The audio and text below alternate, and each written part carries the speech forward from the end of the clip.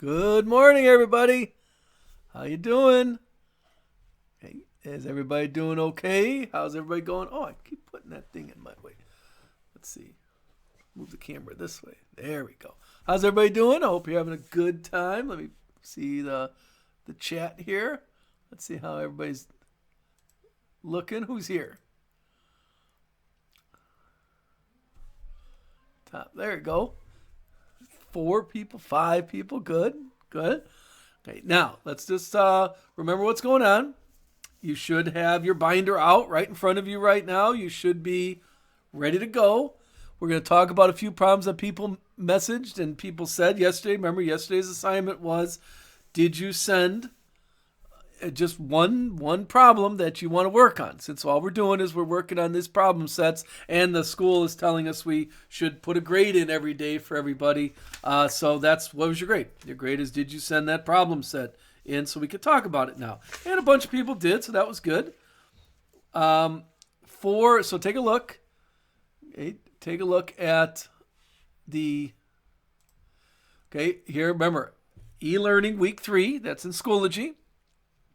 And we're working on problem set, these 1, 2, 3 of them. And I'll post the answers up later. Okay. We go to, how do we upload to College Board? We're gonna work on that once they're writing programs right now on how to upload for the actual test. But if you want to practice it, you could.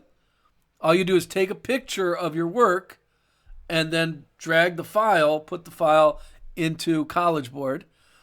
But for now, you could just, when you want to turn something in, you could just post it on Schoology, email it to me, or try to practice uploading on College Board. It'll probably be pretty similar, but still on that College Board, the formatting is not very good. So I'm sure they're going to work on that. And we're going to have some demos, and once it gets a little closer, maybe next week, we'll have some demos of what it's going to be like. And then I'll be able to show you how it's going to look like. But for now, I think the easiest thing is just take a picture of it and drag it into College Board to turn it in.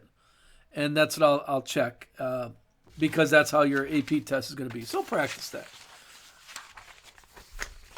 The most requested problem was 4.7.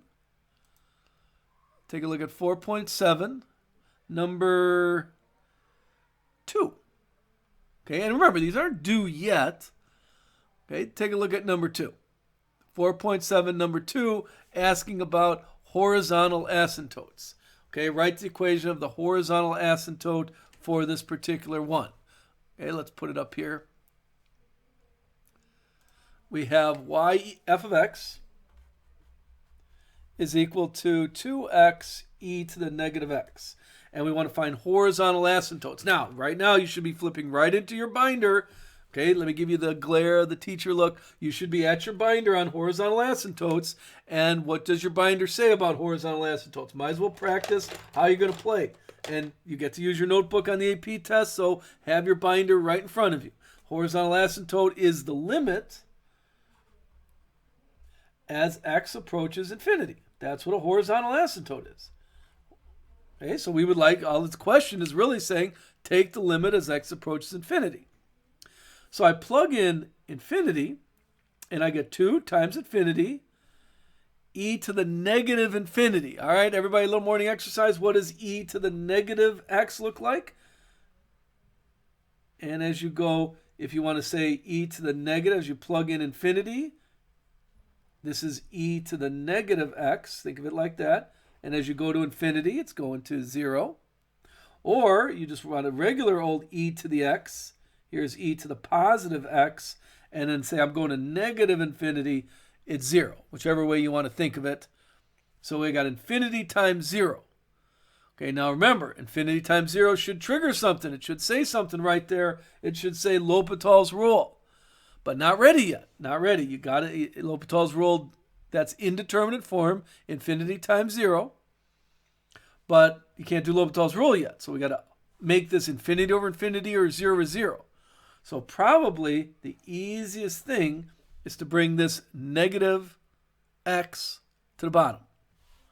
Limit as x approaches 2x over e to the x. Now remember my thinking. Remember what my thinking is. First thing I do on any limit is I plug in the value. I plugged in infinity. I got infinity times 0. And as soon as I see infinity times 0, I see that's indeterminate form, but you can't use L'Hopital's rule on that. So what do you have to do? You have to make infinity over infinity or 0 is 0. Well, I see a negative exponent right there, so let me bring it to the bottom. We got to have a fraction anyway. So let's see what that did. Infinity, e to the infinity is infinity. I do have infinity over infinity. Yay. So now I can do L'Hopital's rule. And what does L'Hopital's rule say? Excuse me. The limit as x approaches infinity, derivative of the top is 2. Derivative of the bottom is e to the x. I try it again. I have 2 over infinity. What's 2 over infinity? 2 over infinity is 0. Bottom heavy. When it's bottom heavy, it's 0. You see that? Bottom heavy is 0. So the answer is 0.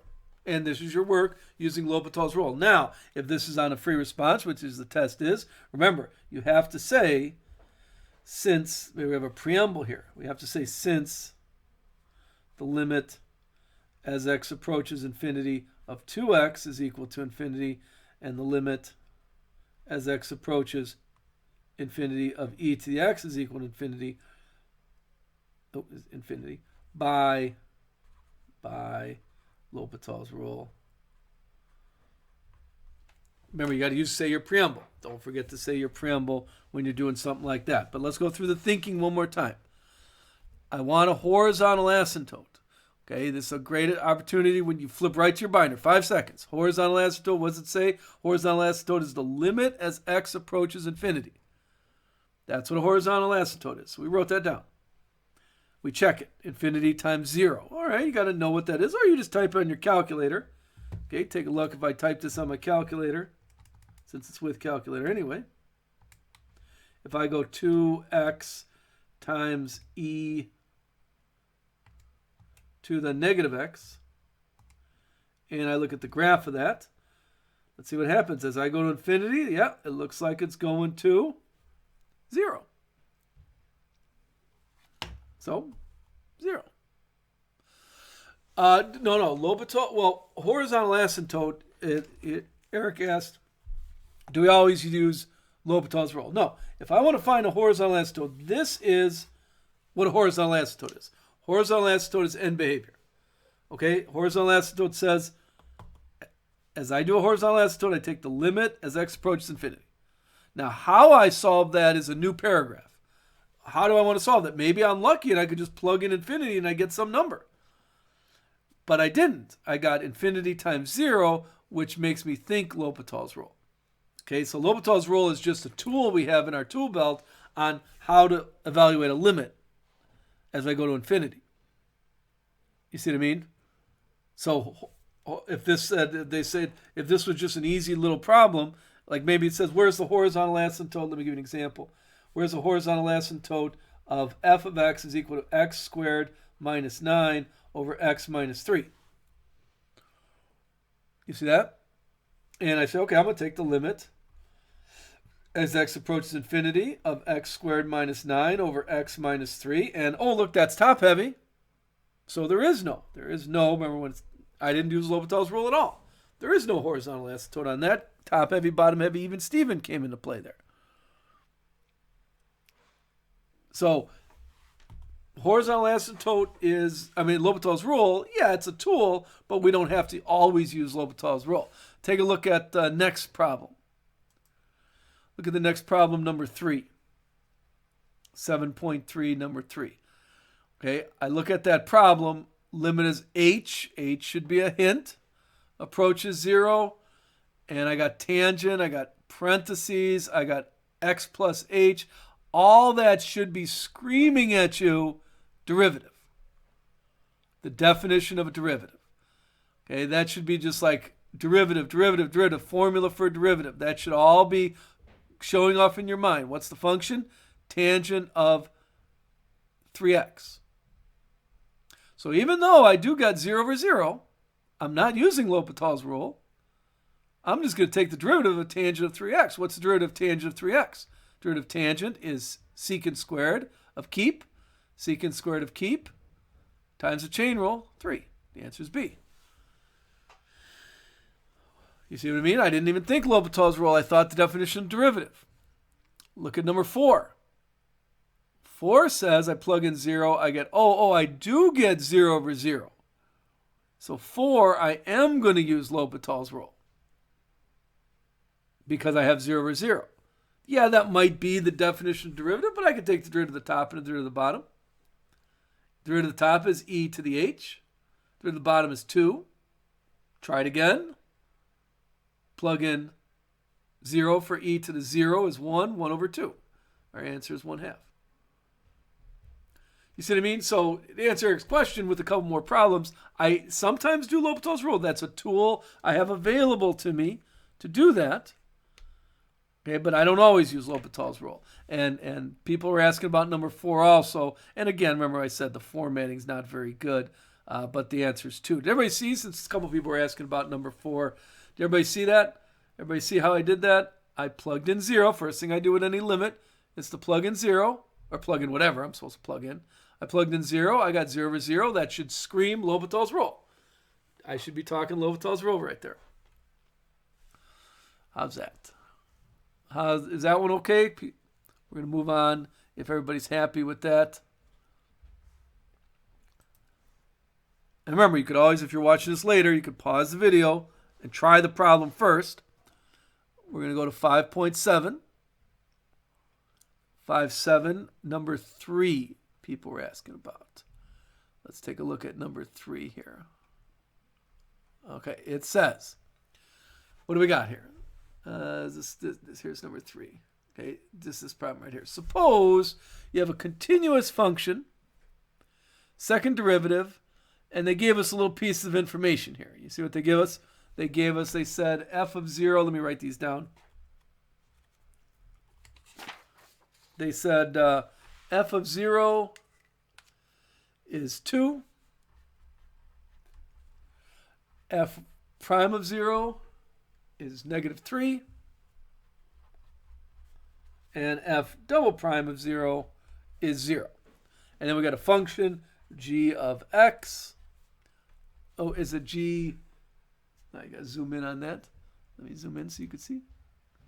G prime of x is equal to e to the -2x, parentheses, 3f of x plus 2f prime of x. So don't get intimidated by that. And then, because all I want you to do now, take a look. All I want you to do is show that this is the derivative.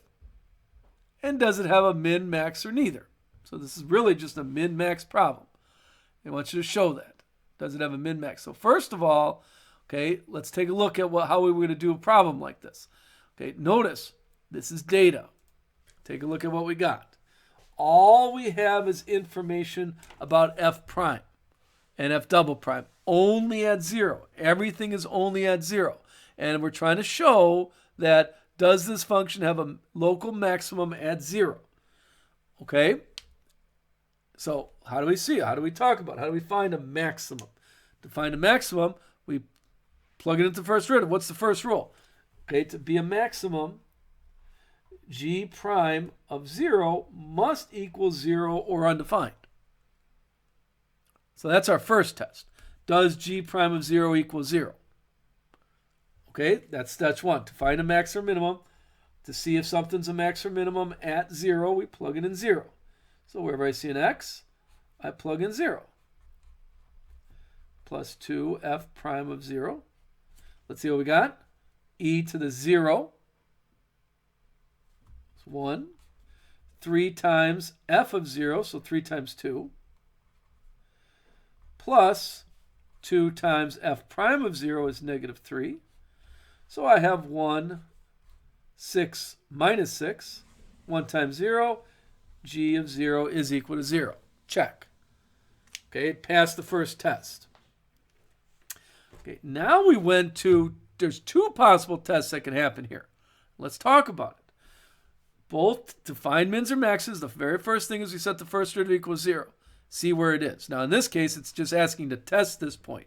It's not asking us to find the x values. It's saying, here is the x value. I give you the x value.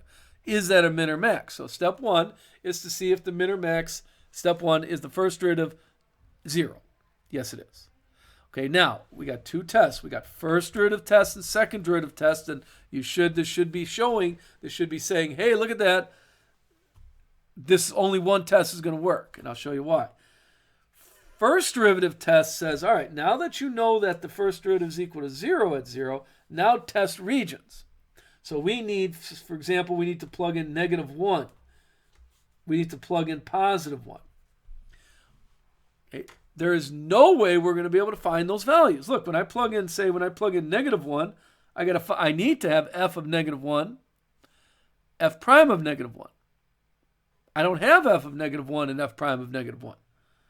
Same thing with 1. I plug in 1. I don't have f of 1 or f prime of 1.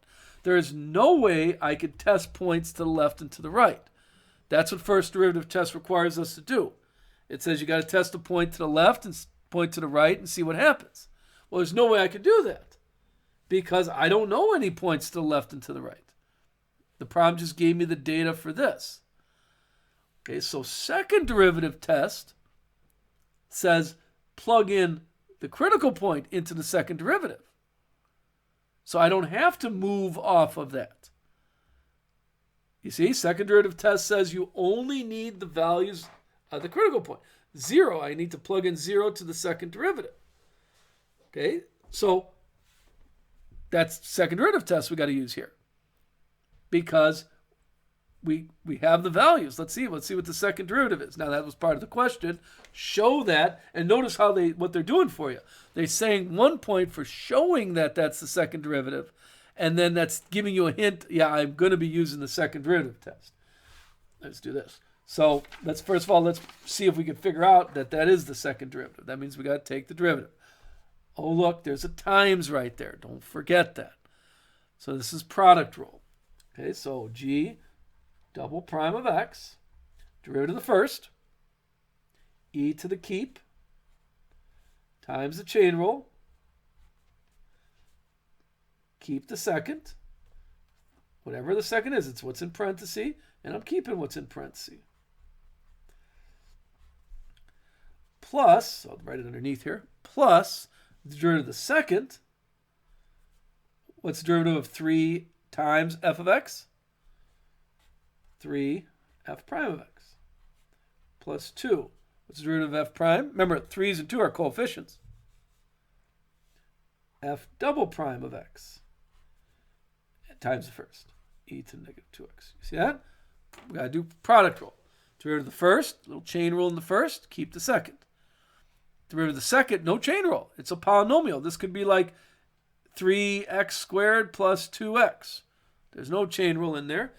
Derivative of 3f of x is 3f prime of x. Derivative of 2f prime of x is 2f double prime of x. Now, it says it wants us to show that, so basically they want us to factor out. Let's take a look at what we got here. Let me take this extra step. If I distribute this through, this is -2 e times e to the -2x times 3f of x. I'm going to distribute it again because get rid of the parentheses, plus -2 times e to the -2x times 2f prime of x. You see what I did? Plus, I'm going to distribute this through 3 e to the -2x times f prime of x. And distribute that one to there, plus 2 e to the -2x f double prime of x. Okay, you see how I distributed? There's -2 e to the -2x. Distribute that inside both of those. That's why I got two terms on top and 2 terms on the bottom. This gets distributed also. Let's see if there's any like terms we could combine, because all we're doing is trying to show what g double prime is equal to. Okay, are there any like terms? Well, this has just an f of x on it. Nothing else have an f of x. So the best I could do there is -6 e to the negative 2x times f of x. This has an f prime of x. This has an f prime of x. So I combine those. So I got negative 4, positive 3. So I have negative 1 e to the negative 2x times f prime of x. See how those are like terms? Basically, this is a variable, so you only have negative 4 there and 3 there. And then this one's by itself, so I got the plus 2 e to negative 2x f double prime of x. Just to show, since the problem said, show that is the second derivative. Notice, and then what they do on the paper, they factored out an e to the negative 2x. You see, they start with e to the negative 2x, and I got a negative 6 f of x minus 1 f prime of x plus 2 f double prime of x. That's just to show that. Now remember, when they say show that, that got to trigger in your mind. You got to be like, okay, I'm going to be using this later. Because they don't want people, if you can't take the second derivative, you can't do second derivative test. So they're just giving you a little hint. They're saying, hey, show that's the case. So there's the showing, but let's get back to our original question. We know, let's put G, we know G prime of 0 is 0, so check, we made it through the first test if it's a max or minimum. And now we're plugging in 0 to the second derivative. Let's see what happens. Times 0. Negative 6 times f of 0. Minus 1 times f prime of 0. And here's another thing. They never give you extra information on the AP test. We're going to use this for something. So you see all those information. F of 0 is 2. So I got negative 6 times 2. Minus 1. F prime of 0 is negative 3. Plus 2. F double prime of 0 is 0. E to the 0 is 1. Let's see what happens here. I got negative 12 plus 3 plus 0. Negative 12 plus 3. I got negative 9 is the second derivative G double prime of 0. All right, you should be able to answer this question. What does that tell you? The second derivative is negative. Okay, so since the first derivative is equal to 0 and the second derivative is negative, this must be a relative, a local maximum. And that's my justification. Since, this should be right there in your binder, G prime of 0 equals 0, and G double prime of 0 is negative, 0 is a local maximum. And you could say sent by the second derivative test or something like that. You could say that if you want. Yeah, think about it. But they don't want you to use concave down. They want you to talk about derivatives. Okay? G double prime is negative, means it's concave down. And visually, I always visualize that. I visualize that there, and that point's right there. Oh, yeah, that's a maximum. Okay, but don't say since this function is concave down. Say since the second derivative is negative, this is a local maximum. Well, but you got to say the first derivative is equal to 0 also. You got to check that. Because sometimes the first derivative is not equal to 0, and right away you could stop. It didn't pass the first test. To be a maximum, the first derivative has to equal 0 there. There's a good example, a good review of first derivative test and second derivative test. How do we feel there?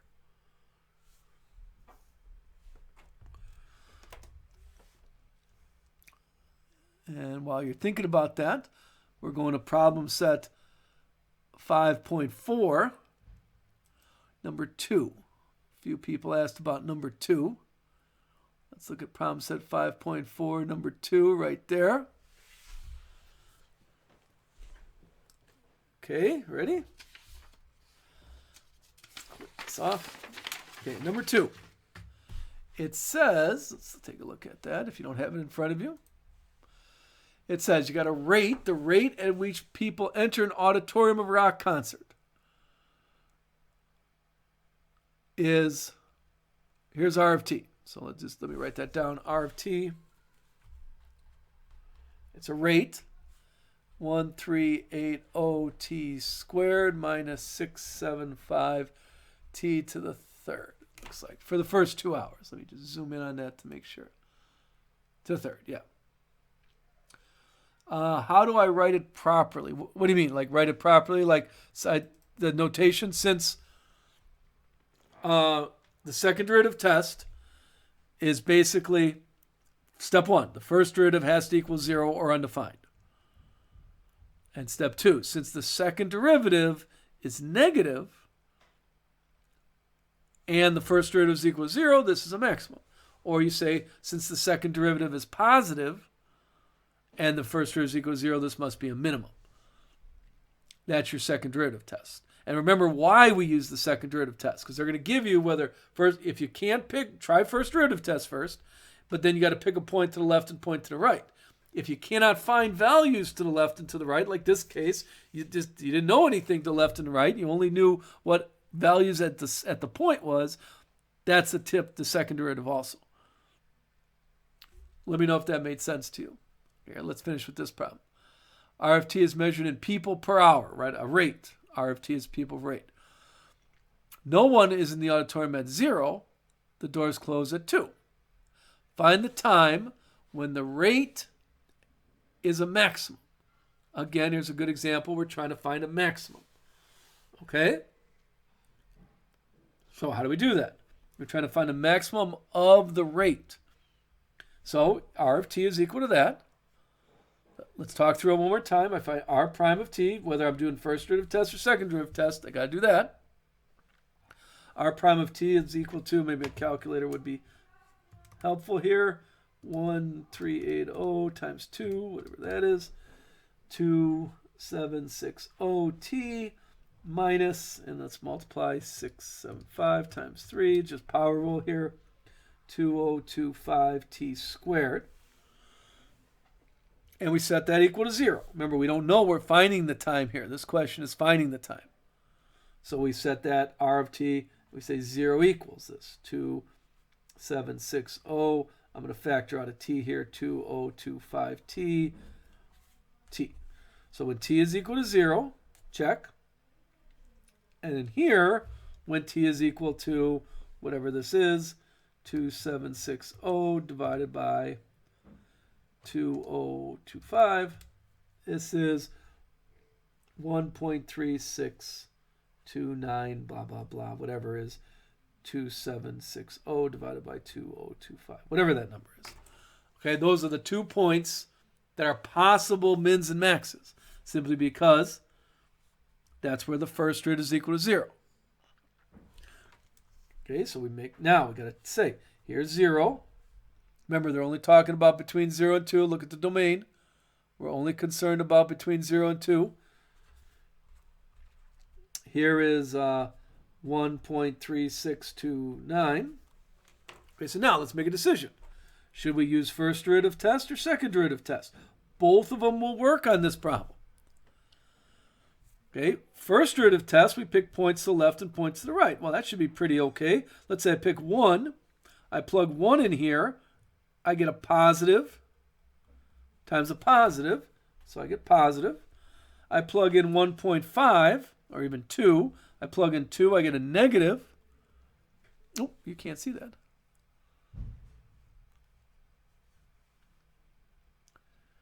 Sorry, move to the document camera.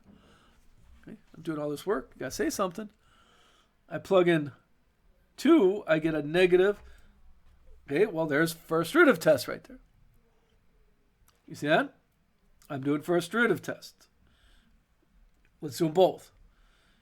Okay, I took the derivative. I set it equal to 0. Pretty easy solve. So I have either endpoints or whatever this solving is. It's not a nice one, but it's, decimal. And so now I'm doing first derivative test. I'm testing a point to the left and point to the right. Point to the lefts are positive, point to the rights are negative of the derivative. So this must be a maximum. So I say, since R prime of t is equal to 0 at 1.3629. And before r prime of t is greater than 0 before, and r prime of t is less than 0 after, this should be right there in your binder, but I should say before 1.3629, after 1.3629, t equals 1.3629 is a local or relative maximum. There's first derivative test. You see, I test points to the left and to the right. Why can I do that? Because I had the whole function. I have the whole function. I could definitely find points to the left and points to the right. Let's do second derivative test. Second derivative test says take the derivative again. And that's not a bad derivative. Let me get a blank sheet of paper. If I take the derivative again, r double prime of t is equal to 2760 minus, let's double that, 4050t. Now remember, for second derivative test, I'm plugging in this value. The value was 1.362. So if I go r prime double prime of 1.3629 is equal to, and I just plug that in here on my calculator, 2760 minus 2025 times the answer, and I get, oh, I'm sorry, I got it wrong. 2 points, sorry, I should say, hold on, now I did 2760 minus 4050 times the answer, and I get a negative number. This is negative 2760, which is less than 0. All right, so if I do second derivative test again, this is what Eric was asking about. Since r prime of 1.362 equals 0, and r double prime of 1.3, you see I don't have to move off that point at all, is negative, concave down, like you're thinking, then t equals 1.3629 is a local maximum. That's how I word it. That's, again, second derivative test right there. So in this is a good example. We did first derivative test and second derivative test right here. Okay? How does everybody feel there? Good review of first derivative test, good review of second derivative, good review of L'Hopital's rule. All right. What we're going to do is, so here's the plan for the week, or for the rest of the week. Today and tomorrow, work on these problems. If you're stuck on stuff, remember, send me a message. Let's put it on Schoology or something. Say, hey, I need to work on this. Why don't you plug in the number to the equation? Well, it didn't ask that. It said find the time. Find the time when this is a maximum. It didn't say what is the rate. You see, if it says what is the rate of mins and maxes, what is the rate, when is the rate the most, or I should say that still would be the time. What is the rate, find the rate, then I would plug it into the original problem to find the rate. But this question just said find the time. So always remember what you're asking for. If it just wanted to find the time, I found the time. Does that make sense? All right, so we have these three problems. They are due on Friday, okay, because we have to have a due date for everything. So, but still, if there's some that you're stuck on Friday, remember, you get tomorrow to work. I'll send you a question tomorrow, and I'll post the answers tomorrow, so you can look through your answers. And then on Friday, we'll go over questions that people have, and then rinse and repeat the next week.